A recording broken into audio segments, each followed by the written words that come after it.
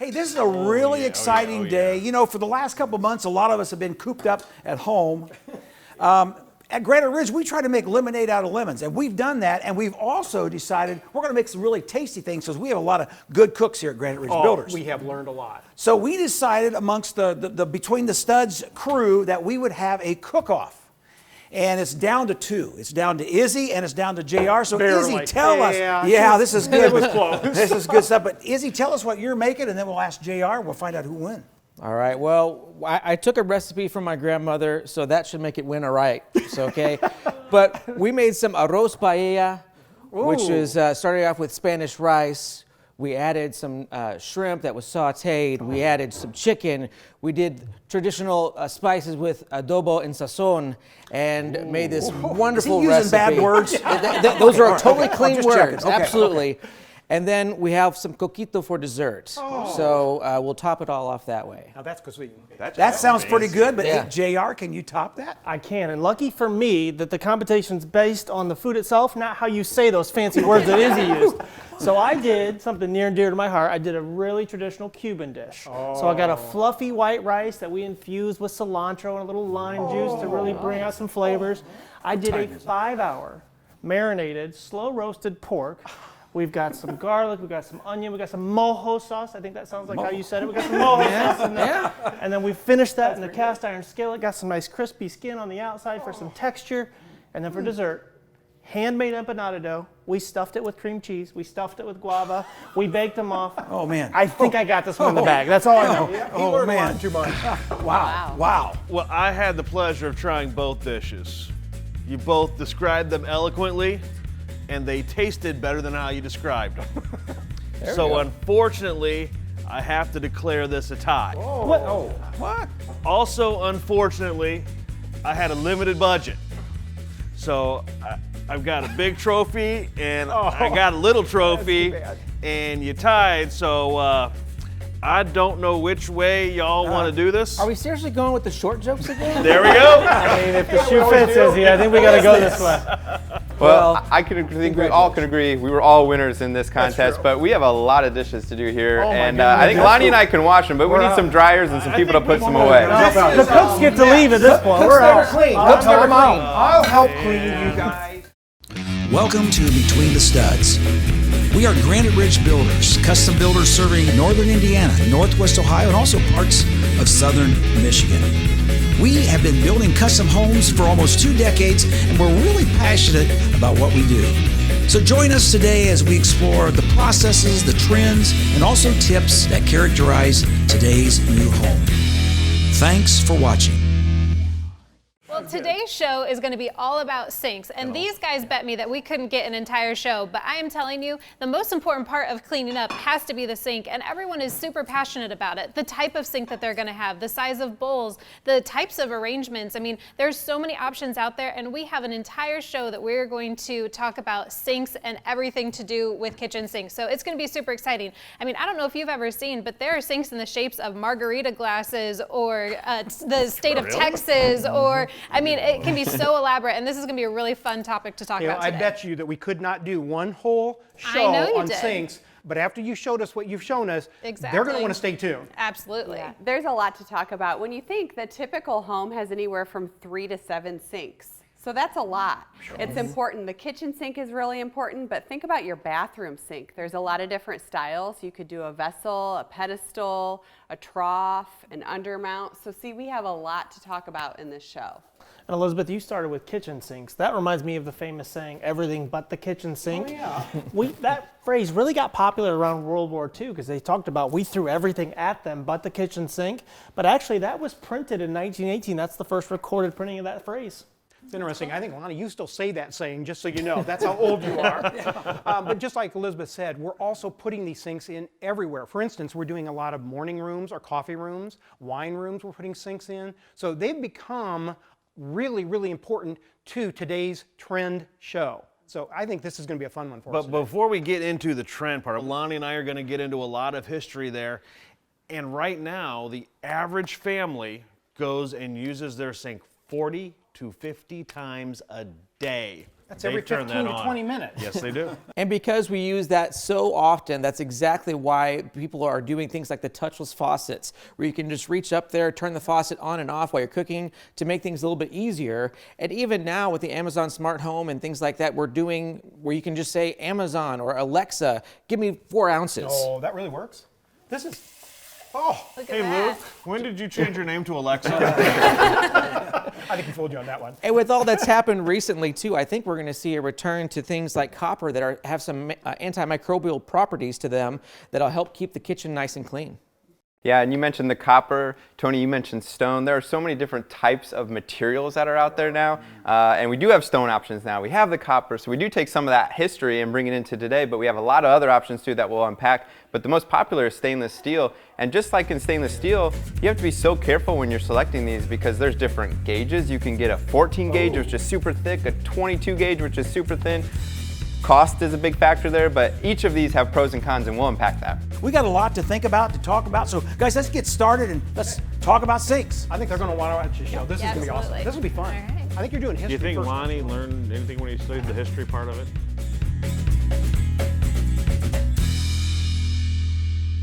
Lonnie, I'm still not over that food we just had. That cooking competition, I mean, that was fantastic. Great, yeah. You know, we do have the privilege to talk about the history of the sink. And the sink is a form of the Latin word for zinc.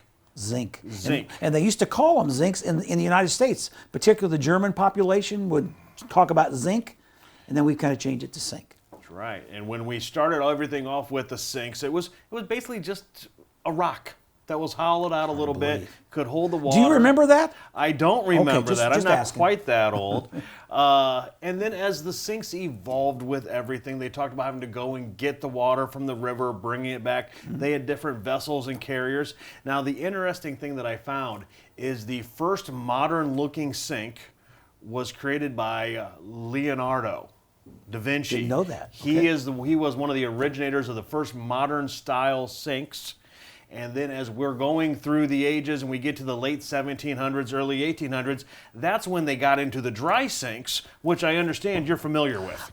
My grandma had a dry sink, and we kind of inherited it. My family inherited it. I don't know what happened to it, but I never knew what it was. It was a piece of furniture, and it had this indentation kind of made out of porcelain or steel or metal or something. And as I understand it now, they took maybe a basin and a pitcher, and they would use water in there to wash their hands, wash their vegetables, whatever, and then discard the water. And a lot of times if they were on the farm, they would pull up that vessel out of the dry sink that had all the water, and that's what they would serve to the pigs. Wow. They would give the pigs that I think water. I remember eating from that now that you mentioned it. But anyway, Well, you know. And what I've learned also, Tony, is in the 1840s, an architect by the name of Rogers, actually brought plumbing, which included sinks, indoors. It was done in a Boston hotel. And then it was popular to put them in hotels, and the rich were also, privy to having sinks. And it wasn't until the 1930s or 1920s, 1930s, that indoor plumbing, which included sinks, came into homes. And by the 1930s, about half the farmhouses had a working sink. And the interesting thing about those working sinks is a lot of times they kept the pipes exposed because they were in kitchens or well-lit areas, and it would say that being around the natural sunlight would help disinfect everything with the pipes and get cleaner water actually into the houses. It's interesting. They have evolved so far from those early days to today. I'm excited. We take them for granted. We do. We take them for granted. And I think we would sink if we didn't have our sinks. Oh, Lonnie. That was bad.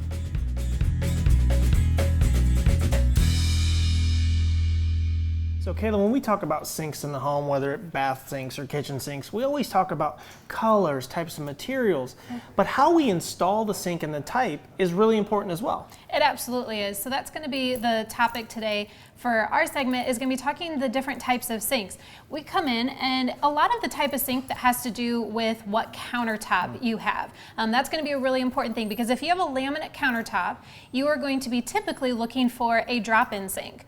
This drop-in sink, depending on where you're from, is also known as a self-rimming sink, a top mount, a drop-in. There's so many different types of names for the same sink. And what that sink means, when we drop in a sink, the sink is going to have a rim around the top, and it's going to set on the countertop. Now that rim is then going to be caulked underneath to the countertop, and that's how the weight is supported. Yeah, that rim is going to be what holds that sink up, so we don't need any bracing or anything underneath inside that cabinet. Exactly, because this is just set in place and then caulked to the countertop. And again, the type of material you're typically going to see with a drop-in sink is going to be a laminate countertop, because laminate underneath is wood, and so you need something where that water isn't going to be exposed to that laminate countertop. Yeah, if that wood product gets wet, it's going to swell, it's going to move, and then it'll cause damage to that sink. Exactly. So the most important type and the most common is probably this drop-in. Again, I mean, there's so many names. The self-rimming, the top mount is all what we're talking about in this one. And then if we go away from that, so let's say we do a beautiful countertop like granite, like quartz, like we have in front of us, we're going to do what they call an undermount sink in that application, correct? Exactly. So the undermount sink is going to be just like we see here, where you don't have that rim. A lot of people prefer this installation type, because if you have messes on the countertop, you can just wipe those into the sink, and you don't have to worry about that lip. You don't have to worry about the maintenance of caulking that extra rim, because you don't see that rim. Your countertop is going to go nicely over this sink. And again, it's called an undermount. Then what we do is it's going to be installed underneath, and it's going to be fastened to the countertop from underneath it. So some of the biggest benefits, it sounds like, of this undermount: easier to clean, and then visually a little more pleasing. You're not seeing that silicone, that caulking, you don't have any maintenance going forward as well. Absolutely. Now there's two different types of ways to install an undermount sink. We call them a positive reveal or a negative reveal. A positive reveal is going to be where you see that sink rim around the inside, just a little bit underneath your countertop. So you have your countertop, and then you're going to see a little bit of sink, and then you're going to have your bowls. Now, if you do a negative reveal, that's what you see in this installation type here. A negative reveal is your countertop is going to go all the way over that sink rim, and then you're going to go directly into your bowl. We prefer this. I think this is how we do the installation about 99% of the times, because again, you don't want that extra little area to clean about. And you can think of that positive reveal. You're going to positively have that little area to clean around if you see that area of your sink. So you as a decorator, you prefer not to see the sink, not to see any reveal there. Exactly. We like the negative reveal, so you go directly into your bowls and you don't have anything else to clean around. So when we undermount these, what is supporting the weight of these sinks, Kayla? So a couple different ways. It depends on the type of undermount sink that you have. You could have cabinet bracing, or they can just be drilled right to the countertop from underneath. So a little bit more labor from our cabinet installers when we do these undermounts in certain applications. Yes, and depending on the type of sink, the drop-in is typically going to be a little bit less expensive than an undermount. An undermount tends to be a little bit more just because of the way that they have it made. So these really here are two very, very important types of sinks where you're going to see 90% of the time. So understanding the types is going to help you going forward with what is perfect for what you need.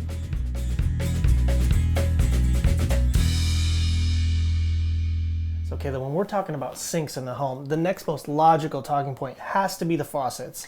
Absolutely. This is a very important feature. There's a lot of different styles, so let's start there. What are some of your favorites and what's most popular these days? Absolutely. You know, what we used to see here was a single faucet with a sprayer on the side, and I don't hardly ever do those anymore because everybody wants their sprayer in the faucet part here. So the pull downs are going to be very, very popular. There's a few pull outs like this here, but a lot of people love this pull down because it's a magnetic. You don't have to worry about it, and then your sprayer is here on these controls. And so it's a very clean, seamless look. A lot of people don't want as many holes as possible, just one or two if they can help it. And I think one of my favorite parts about these faucets today is no matter what style of home, they've got different versions of faucets to really match those themes. And part of matching those themes is the color, right? Absolutely. So like Jara said, you have sleek looks, you have traditional looks, and you have all the different finishes to go with that. So we have the newest trend is obviously the black faucets. So that's coming on more and more. And we see a lot of the champagne bronze or the golds coming back. So you see that behind me. We have all sorts of great styles like this here that has a more commercial look to it. We have, again, then the traditional, the oil rub bronze, the stainless, and the chrome still. So all sorts of different styles and finishes to go with anything that you have. And I love that our clients are going to be able to go to any of our models and see a wide variety of these as they go through our specs on the weekends. And I think what the last part we need to talk about is how they've introduced technology into the faucets. Absolutely. Technology is a huge thing, especially with everybody concerned about their health and how they're taking care of their home. And so we have the touch faucets. Delta has now come out with the voice IQ, which means you can just say, Alexa, turn on my faucet. Alexa, fill up my dog bowl. And then you can pre-program exactly how many ounces you want to fill up, and it'll do it on its own. So all of those are really important technology features that we have with our kitchen faucets. So many cool things to think about when we're just talking faucets in the home. I love it.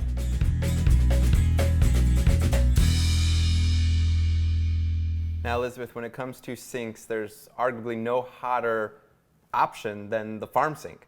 It is really popular. Now, this dates back, though, to the late 17th century, back in Britain and Ireland. So it's been around a long time, but I would say it's really become popular with the farmhouse movement and even the modern industrial look. Right, and now it's got a very, it pops at you. It's got a great look, and it kind of, some of the things that Kayla talked about with some of those undermounts, those are meant to blend in. This is meant to stand out, and it's kind of a talking point in the kitchen. Yeah, this is a great option, and what we love about the sink is a lot of times it will be one big bowl.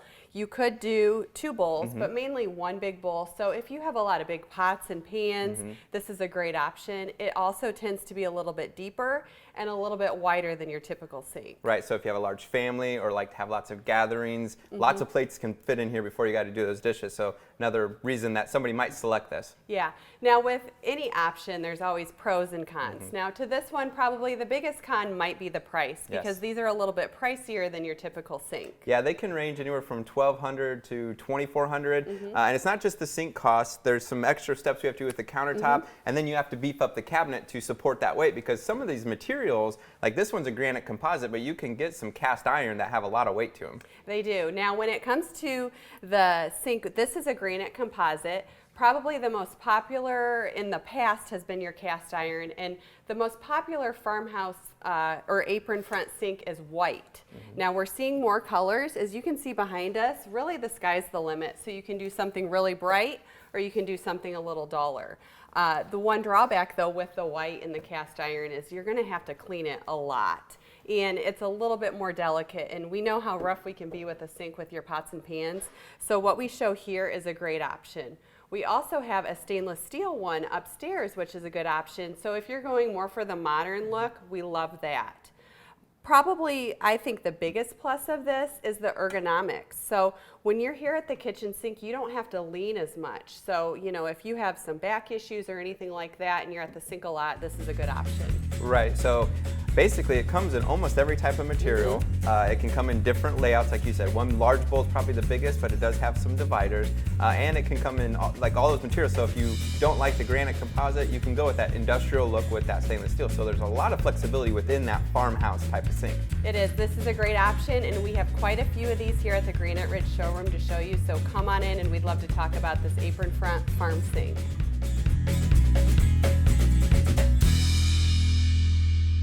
Now, Elizabeth, we've done this faucet a few times, but what would you call this? I would just say this is more of a commercial faucet, and it is popular because that industrial or commercial look is really in right now. Yeah. Now, in this segment, Elizabeth, we're going to be talking about two very important things. One is the placement of the sink within the kitchen, and the second is the overall shape of the sink. Yeah, now placement is really important, and it's important for a few different reasons. Now, one reason is our floor plans are really open, so your kitchen is probably open to a lot of your home. So depending on how you like to keep your kitchen, you maybe have a lot of dishes in it all the time, so maybe you want to hide that. You might not want it right out in your island in the middle of your home, so you may want to tuck it away in a corner or hide it. Right. And really, when it comes to the sinks, there's overall two options. There's what we would call like a perimeter, which would be up against a wall, or there's out in the island, like you had just mentioned. And really, like you said, there's a couple things to keep in mind there. One is hiding those dishes, as you mentioned, but the other is if that sink is in an island, then when your kids are doing homework or while people are eating, you can still feel like you're part of the conversation. But back on the perimeter side, sometimes we can put a window over the top of that, and you can look out onto a gorgeous view. Maybe makes it not so daunting to do those dishes. You're right. Another thing to consider is your work triangle. We've talked about this in previous shows on Between the Studs. You want to position your sink in a great spot so that your kitchen has a good flow when you're going to the refrigerator, or you've got pans from the stove that you need to dump into that sink, you want it to be close. Right, and that triangle, really it's three things. The sink, then you want the range, and then you want the refrigerator. Those are the three kind of corners of that triangle.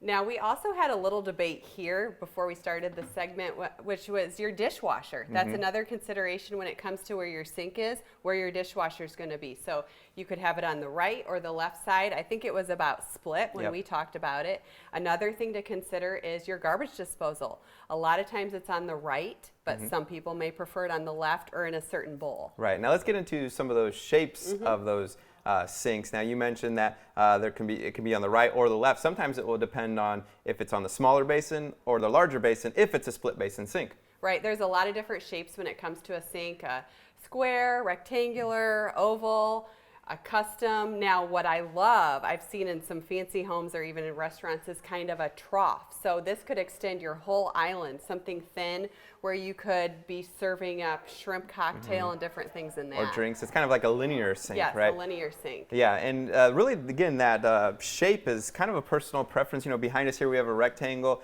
Off of this island here in front of us is kind of more what I would consider a custom, where it's undermount and it kind of has a very unique shape to it and has a smaller basin and a larger basin. Now, let's not forget, I know we've all been in our homes a lot over the past few months, and people are cooking more. So culinary shows are really in. So right now, a prep sink is really popular. So not only do you have your kitchen sink, but you may have another prep sink where you can wash your vegetables and things like that. Yeah, those are typically a little bit smaller in size, and they can fit nicely in on the perimeter somewhere out of the way. But yeah, it's becoming a much more popular option. There's a lot to consider when it comes to your sink, so give Granite Ridge Builders a call. We'd love to talk to you.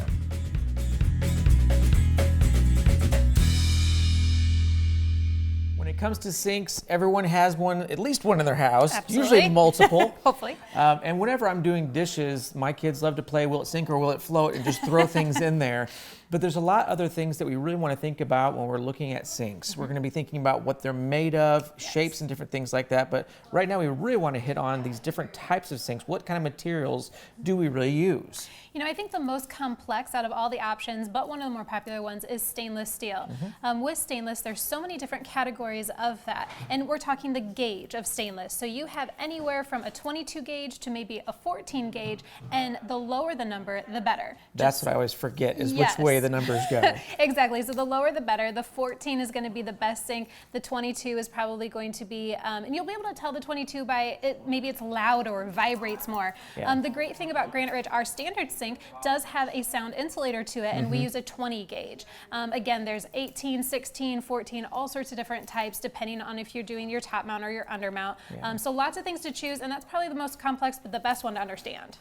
And we do a lot of the composite sinks, or is a very popular upgrade for Granite Ridge. Yes. But when we say composite, I mean, what does that really mean? What is a composite sink made of? So a composite sink is made of either quartz or granite. So a lot of different companies, depending on which type that they're using, those are the popular ones, is quartz or granite composite. And that is my personal favorite right now, and one of the most popular for Granite Ridge. It's very reasonably priced. They don't dent or scratch like stainless can. Absolutely can dent or scratch or stain. And the quartz and the composites don't have any of those negative features. So it is a great option to choose. Yeah, and the colors are, again, something that I like, that you can match it to the different, quartz or granite countertops. Exactly. So many different colors. I mean, probably 20 different colors for those options. So those are great popular ones. So beyond that, what are some other things? Because those are the common ones, the things that people have probably seen very easily. Yes. Is there anything else out there that you would either recommend or is highly used? You know, I think the next most popular one would be a cast iron or an enamel cast iron. The one thing you have to be careful of is scratching, especially if you're doing a white one like these popular farmhouses. But those can come in tons of different colors as well.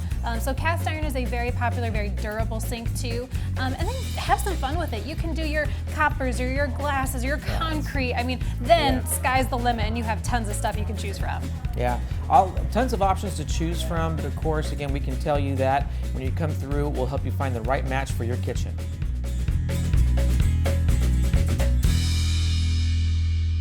Well, the subject today is sinks, and in this segment we want to address bathroom sinks. A lot has changed in that area, hasn't it? A lot has changed. Now, most of us either have or have had a porcelain drop-in sink. That's pretty common, and it's really the most cost-effective.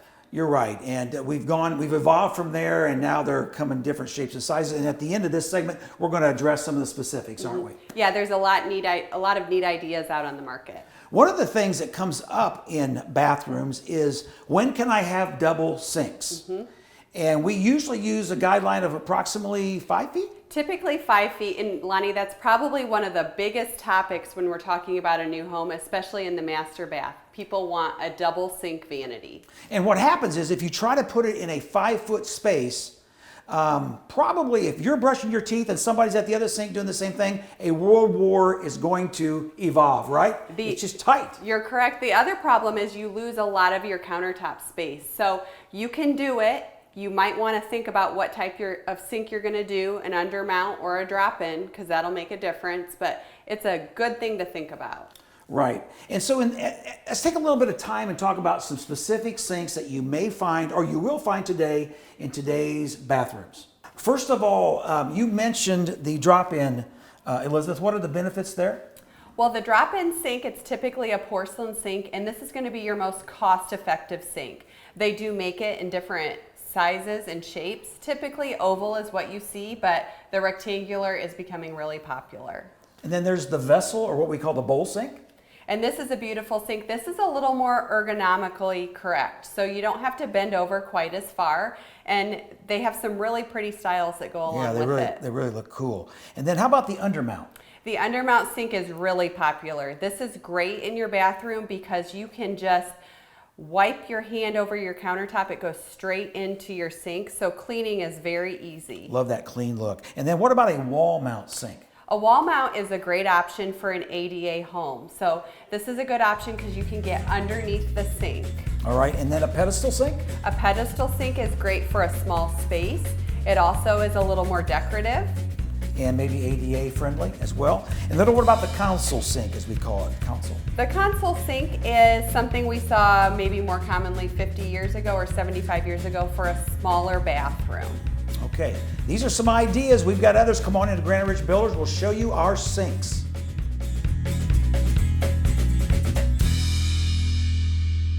JR said everything but the kitchen sink.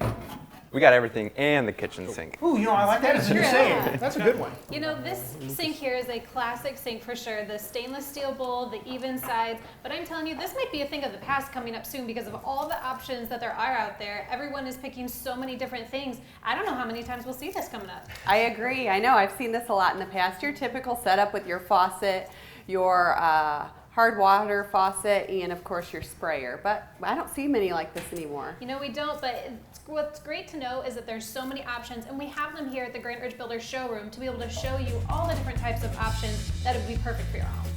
The real big thing about the sinks is, as we're building an open concept home and we have the big island, and a lot of times the sinks are going in there, that's where everyone's around. You've got everyone around in that heart of the home in the kitchen, so really the sink is the center of it. You're making me cry. I know, I know. Okay, Kayla, you won. You definitely convinced us that you could do one whole show all about sinks and make it really, really interesting. So I thought it was great. Hey, JR, would you close for us? Absolutely. And as always, guys, we want to thank you for spending part of your day with us. If you'd like to learn a little bit more about who we are, what we do, and why we do what we do so well, please just pick up the phone, give us a call, visit the website below. Even better yet, come in any one of our front doors and we'll help you pick out the perfect sinks for your new custom home. Good.